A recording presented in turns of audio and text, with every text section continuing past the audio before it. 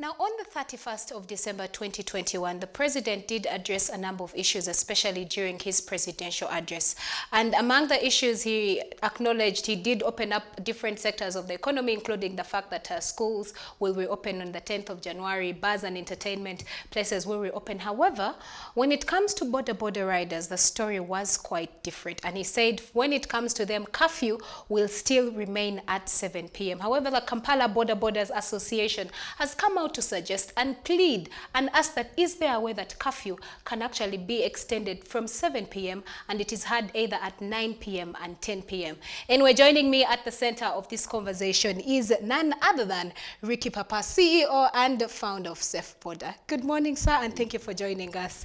Good morning. I am very excited to have you this morning. Such a beautiful studio. I'm excited to be here at sunrise. I also feel the vibe of the sun early morning, so it's a good place to be. Thank you. Well, Sunrise at Sea is, I mean, it's a show that you should be waking up to every morning. Yeah. But thank you so much for appreciating. To the listeners, I bring you greetings from Boda family. As a community, we are excited for 2022. But we're also looking forward to seeing how much we can contribute to the betterness of this country as well, as young people who are busy working. Okay. Yes. Now let's cut right to the chase. The major reason you have been called here, or the reason why you are here this morning, is to throw more light and give us your take on in regard to the continuous curfew that we have on Boda riders. Of course, I'm sure you did listen to the presidential address. I just want to know, what are your thoughts on the fact that he did re-emphasize and say that Boda Bodas will continue to have a curfew period of 7 p.m.? Thank you. I mean, to be honest, I think all of us, we have a role to play. And of course, as a person, as a member of the Safe Boda community, and as a former Boda rider, I really thank the president for the leadership and for the guidance that he has continued to bring and give this country. And I think Uganda has had an exemplary fight against COVID-19. And I think we saved many lives. Of course, we lost many people who have been in the front line in the fight against COVID-19, one of them being a very good friend and a servant of this country, rest in peace, Gideon, the former ED of PSFU. We have lost people like Kayondo Everest Kayondo, rest in peace, the former chairman of Kasita. These are great people that we had worked with in the fight against COVID-19. Remember the Boda industry in partnership with Private Sector Foundation headed the To Go Back Corona campaign that we moved in every part of this country, every part of the city to sensitize people in observing the SOPs and being more aware and being more protective against this corona, against the pandemic.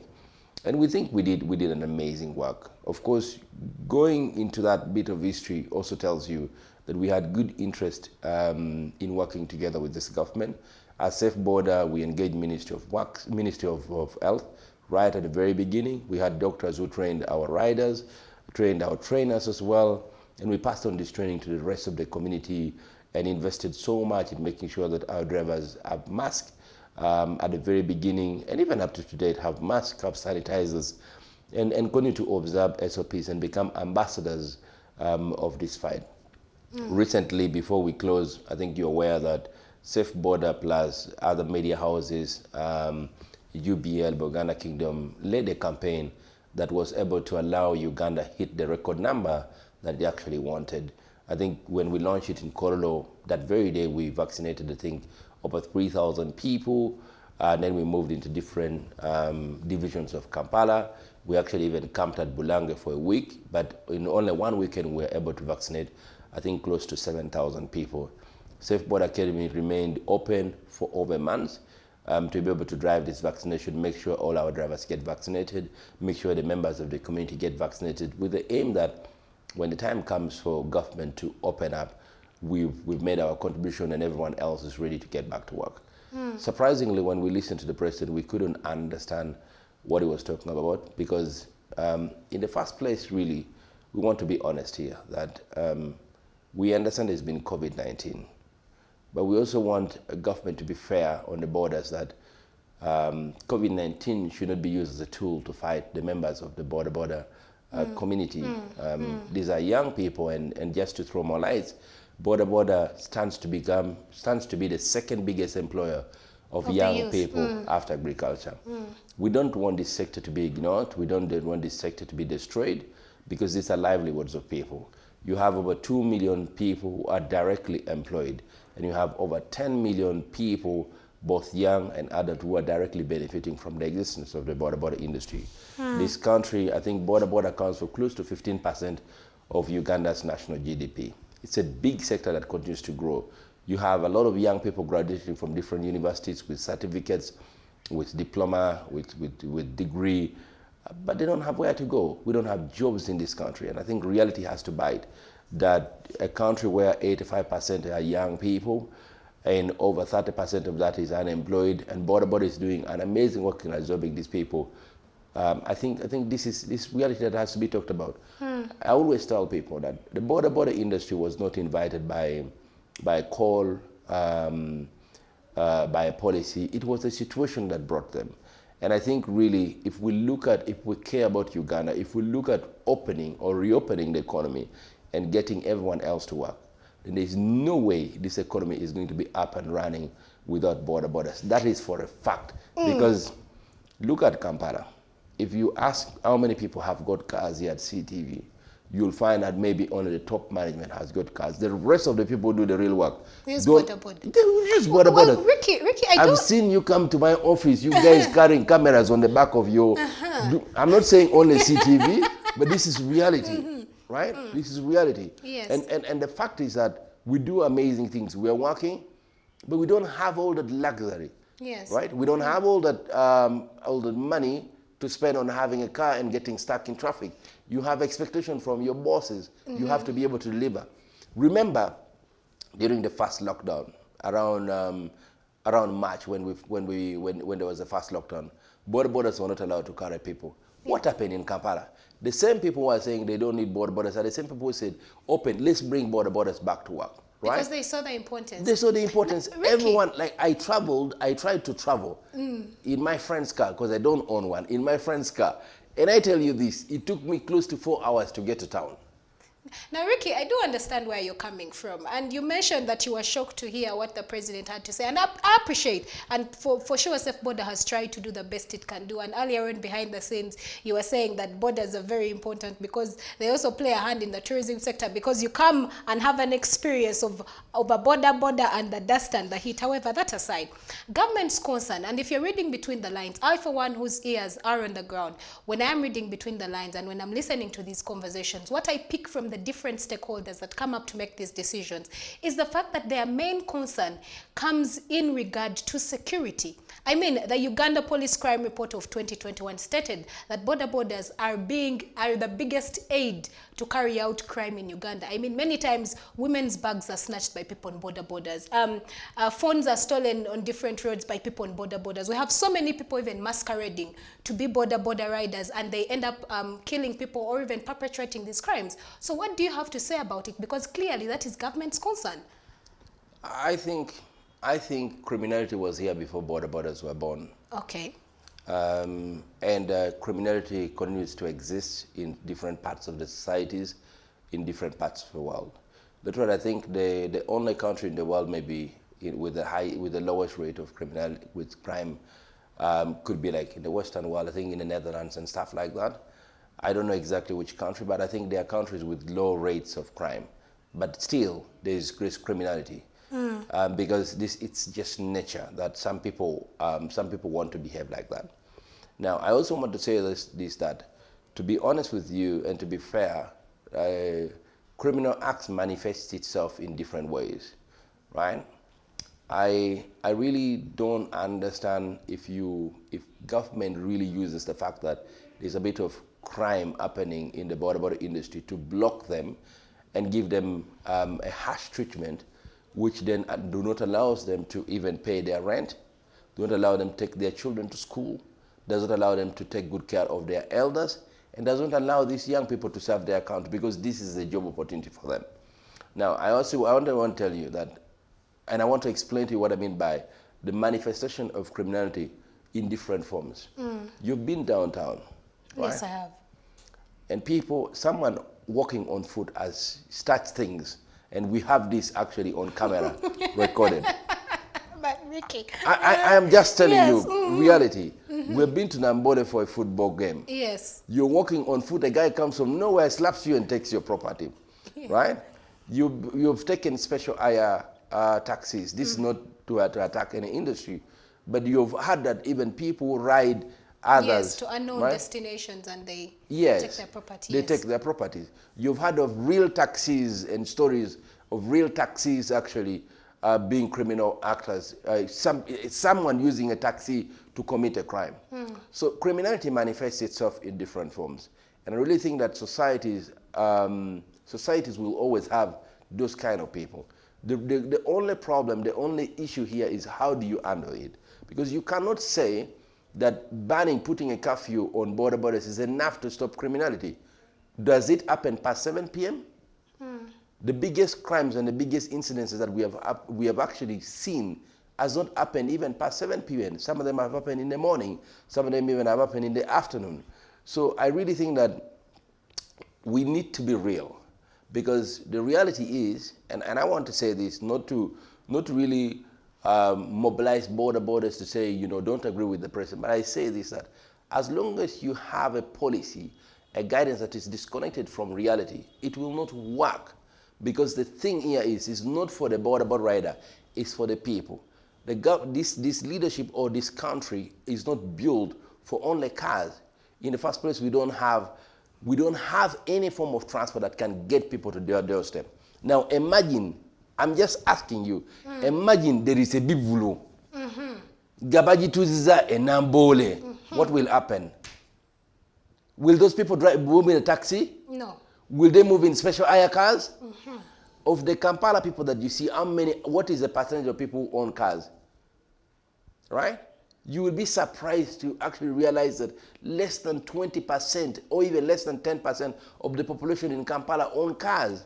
It's only a few people who own cars, and they own more cars than we actually see. Why? Because the families that own cars, they own for themselves, for their wife, for their children, for their maid, for their dog walker, for every other person. So you have many cars coming in from few families, right? And you have people like you who want to get to work, people like traders in town who want to move things around. Yes. They don't own cars. That is indeed true, because when we're reading actually on Twitter Jabs Part 1, when we're discussing with my colleague Kira, within the statistics, we see that Boda Bodas, first of all, is the most efficient when it comes to beating traffic, when it comes to reaching a place very fast.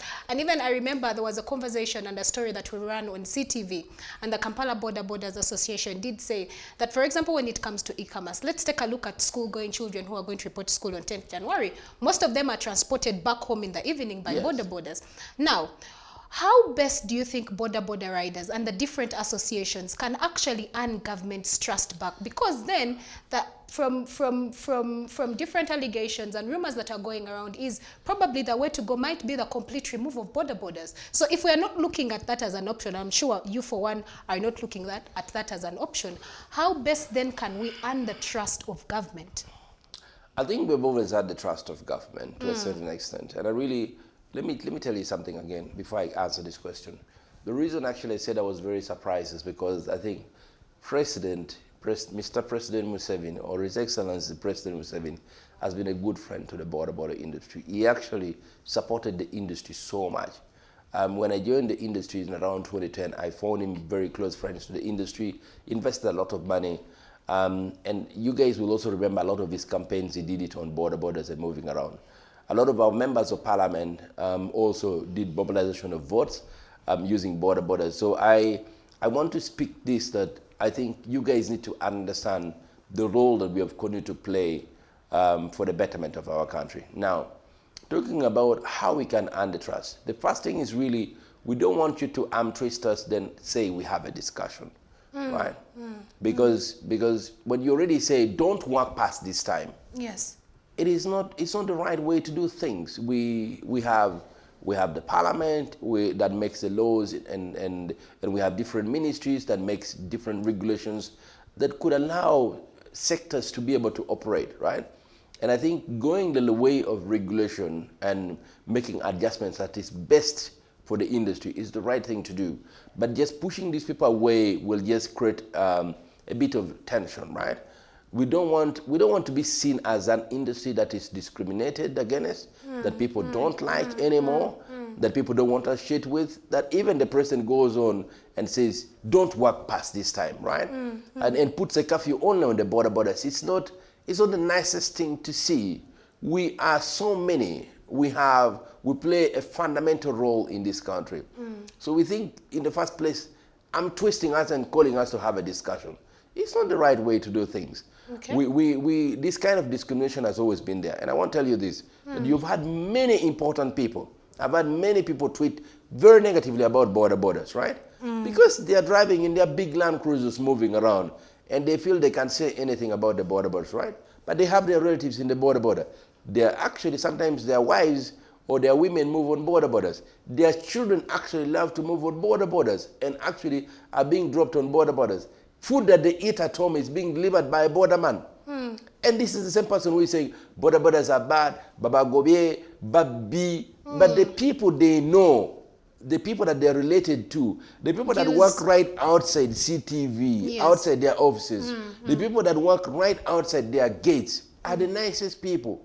So I just want to say that even as Safe Border, we've tried as much as we can to play the role, right, of community mobilization, of community sensitization, of making sure that we have our own regulation that allows us to be able to operate in a sanitized environment. You know, when you see what we have been doing, making sure that our drivers have reflectors with their names on, because we want to get the trust that had been lost, promoting safety, you know, making sure that our drivers have got helmets not only for themselves, but even for the passengers, with even numbers on them. This is answering on some of the security issues, because one of the biggest problems we have is that, just imagine your friend, a journalist, or yourself jump on a border on a Bajaj and you be riding. They will stop you. They'll think you're a border rider. There's not been clear identification of who is a border rider and who is not, because people just see anyone riding on a Bajaj as being a border. So criminality or crime or wrong people have used that, have leveraged on that opportunity to do whatever they want to do. And now the end result is that has ended up affecting the entire industry. We think that Boda makes part of the good history of Uganda. They have helped in the growth of this economy. And I was telling you before we got on the show that there are few things that makes people more excited. Of course, even the congestion is part of it. Right? It's a part of the experience of Kampala. I tell you that a lot of experts that come to Uganda know Rolex for being a watch, but they are even surprised and mesmerized when they get to actually have a Rolex, eat a Rolex, right? Well, as we wrap up the conversation, because time is not on our best, you know, is not our best friend right now, but let's shift lenses and now get away from the border riders. How about the different sectors? Don't you think that there are other sectors that are actually going to be affected by this curfew? I mean, just imagine what you will go through if you are the managing director or the CEO of CTV and you have shows that will be running up to midnight and your staff has to go back home. It's just not possible. We've been struggling even already before when the curfew for taxis were at 9 p.m. and the one for Boda Bodas were at 6 p.m., right? So you'd say that the president has been good enough to the borders and added them another 1 hour. Atwara ko butozi, ebade saa munana, nataka saa 11, najiteka 12 kata tuongedemo paka kusawa. So he has added up another 1 hour. The real issue is that the rest of the other businesses will not be able to function. Restaurants need Boda Bodas to be able to deliver stuff, to be able to pick up their own stuff. In this country, there is no form of transport that can get you to your doorstep, apart from Boda Bodas. Even some of the roads where our staff lives, a car cannot get there. And a Boda Boda you know, can get there. We have to manyanga, yes, we have to manyanga in a way. So sometimes even a car cannot drop you there. So all we are asking for is for us to be accepted in the community. And if there is need for us to have a conversation about how we can make the industry much better. Safe Border has got a history. We've built a whole school in Chebando, and we have done an amazing work. And I think this is something that government should learn from. And for us, we're more than ready to see how best we can combine forces and make sure that we make the industry safer And better and give a complete new 2022 experience to our people. Well, thank you so much, Ricky, for being a part of this conversation and for honoring our invitation this morning on CTV. I like the fact that you're passionate about what you're doing, about what you're talking about, and I hope that if you are able to watch this morning, you've been able to pick a thing or two, but otherwise that winds up the conversation that we had for you this morning on the Twitter Jabs. However, stay tuned, because Kieran Tozo is going to be giving us some easy steps and tricks on how to pull off that amazing, tasteful Irish potatoes. Don't blink.